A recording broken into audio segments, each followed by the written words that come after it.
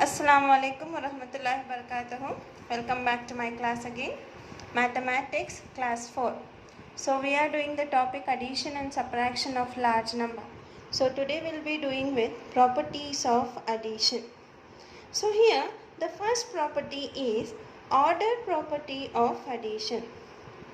Order property of addition says that when we add two or more numbers, the order of number does not change the sum.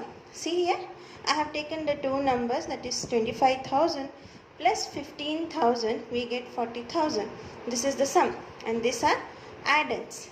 I am changing the order of numbers. I am taking the second number first, that is 15,000 plus first number second 25,000. I am getting the same answer, that is the sum, it is 40,000. So this is order property of addition. Next, additive identity property. This states that when we add 0 to a number, it gives the number itself. See here I have taken 999 plus 0 gives you 999. Either I add on right side or on the left side. This gives you the same number. Whatever the number is, I have taken 3-digit number here, I have taken 5-digit number here, I have added 0, we will get the number itself. This is additive identity property. Here 0 is called the additive identity. This is important. 0 is called the additive identity. Next property is grouping property of addition. This states that the sum of 3 or more number does not change even when their grouping is changed. It states that the sum of 3 or more number does not change even when their grouping is changed. See here I have taken 3 numbers here. The first two numbers I have grouped together, that is 12,000 plus 70,000. In the next, the same numbers I have taken, I have kept the first number separately, the second number and the third number I have grouped together. But the product what we are getting, but the answer what we are getting is 91,000, same as it is for both also. This is called grouping property of addition. Now we are doing subtraction of large number without regrouping. I have taught you in addition without regrouping and with regrouping also. We have done 2 also in addition. Now we will do in subtraction without regrouping and with regrouping also. I will just show you one example for each. But now without regrouping, they have given you 2 numbers, that is 78,654 minus of 46,432. So I tell you always draw a place value chart. This second column is for carryovers. I keep that one for carryovers. The first number what you have to subtract, that is called as manual. The second number which should be subtracted, that is called as subtrahend. And the answers what we are getting is the difference. So I have subtracted 4 minus of 2 gives you 2, 5 minus of 3, 2, 6 minus of 4, 2 in hundreds column, 8 minus of 6, 2 in thousands column, 7 minus of 4, 3 in 10,000s column. I always draw one column extra. Okay. Next we will do subtraction with regrouping. In your textbook they have given few sums. Open page number 25. They have said you find the difference. So here in addition we had total, altogether, sum means addition. In subtraction they are telling difference. Difference means it is subtraction. You should subtract the number. Difference means you should subtract the number. They are telling you find the difference in each case and then verify the answer. So I am taking here one example, that is 29,875 and 89,521. Here and is mentioned. If it is and or from, always take the second number first.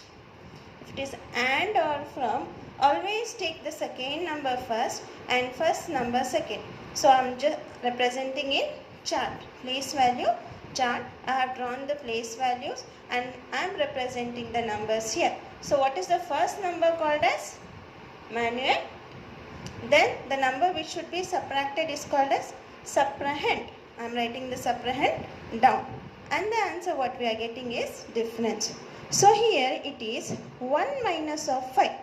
Can we minus 1 from 5?